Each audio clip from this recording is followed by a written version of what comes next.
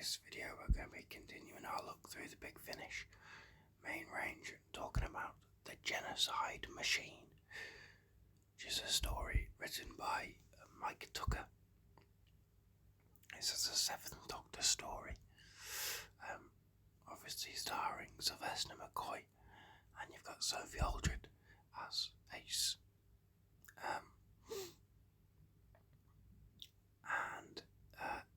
This is also the first Dalek story from Big Finish. The first of I think somewhat of an ongoing series within the main range with the Daleks. So yeah, it's the first Dalek story and the first time that Nick Briggs voiced the Daleks in any official Doctor Who. Any official release. I think he had voiced them in some other audio fan stuff, but this is the first official release where he voices them. The basic plot of the Genocide Machine is there's a planet with a library on it. Kar-Charrat, I think the planet's called, and it's got this library which has got every book in the universe or whatever, but the library is hidden, and the Doctor has some overdue library books that he has to take back,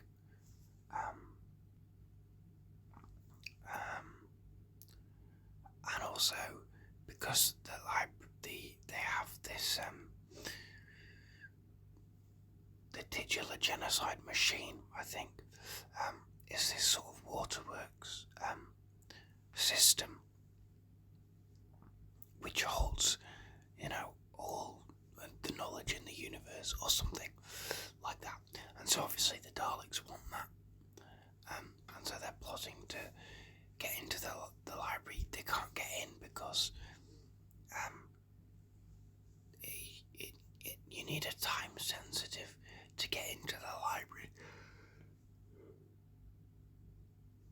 I think the Time Lords helped to build it. So the Daleks can't get in, so they have to. They tried in the past to get in, sort of brute force, but they can't get in, so they have to find a different way. And so that's basically the story. That wasn't a very good description of the basic plot outline, but that's what happens. You've also got this this other character who there's this group of sort of explorers or thieves. I think they're basically sort of thieves, and they're gonna steal this. Are gonna steal this artifact, but then most of them get killed, and you've just this one character left who joins the Doctor and Ace for the rest of the story, and I think she spins off into some other Big Finish things, I'm not sure. And in classic Dalek story fashion, her name is Tarrant.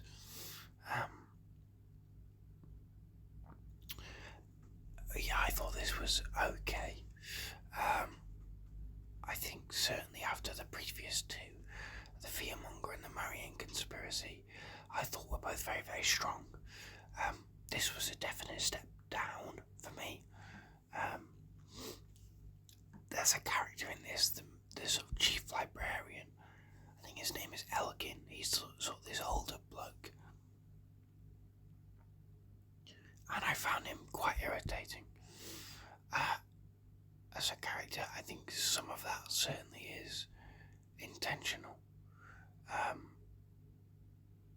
But I think they pushed it a bit too far with him. He's a bit like, oh Doctor, I don't know, I found him a little bit too flamboyant and a bit too caricaturish. And so, I didn't love that. There were lots aside from one of them, who has a very distinct voice, all the others sound quite similar, and so sometimes I was a bit like, wait, is this the Supreme Dalek, or is this other Dalek? Or, I don't know.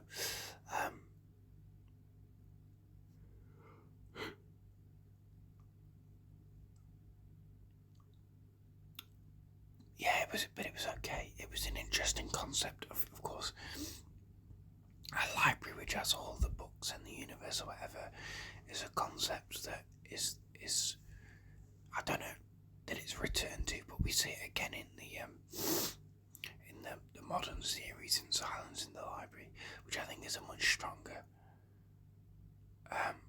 premise as a planet that is a library, as opposed to this the library that's just on this planet.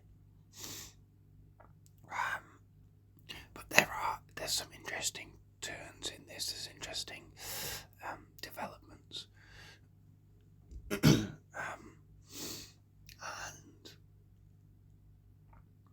you know, I had fun with the Dalek stuff. There's great stuff that Sophie Aldred gets to do in this story. But I was a little, I don't want to say underwhelmed, but I think the previous two stories were very high standard, and this one just didn't impress me as much. They try to do like a gag, like an audio gag. Throughout the story, there's this character who keeps being referred to. Prink, I think his name is. Keeps being referred to in conversation, and they keep talking to him, but he either doesn't have anything to say, or he's gonna say something, but then gets cut off by something else. And so you think, oh right, okay, could they just not afford an actor here for this? But you look at the credits, and Nick Briggs is credited as this character, so you're thinking, well, why, you know, and they keep doing this thing where he gets cut off, or he doesn't say something, and this librarian, this other librarian character is always going on about how he's so chatty, and they keep doing this until right at the end when he finally gets to speak. And I felt it was an underwhelming payoff to this joke running throughout the whole story. It's just like, oh, okay, is that alright?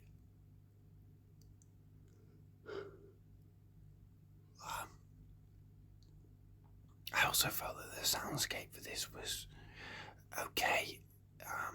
It's constantly sort of raining on this planet, and that's communicated well, and that's an important element to the story.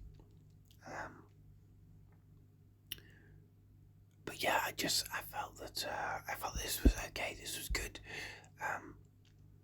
but a notable step down compared to the previous two stories. But I think there are some people really love this story, so check it out for yourself and make your own decision, because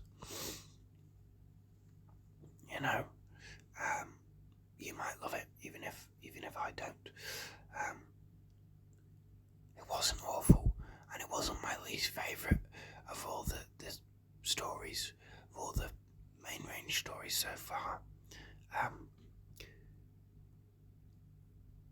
But it was okay. But those are my thoughts on the Genocide Machine. A little bit muddled, I suppose. A little bit. I just don't have that much to say about it. It sort of bounced off me a bit, but it was decent. So yeah, let me know what you thought of this story. Thank you for watching. Thank you for listening. Do like, comment, subscribe, all those things. And I will see you next week.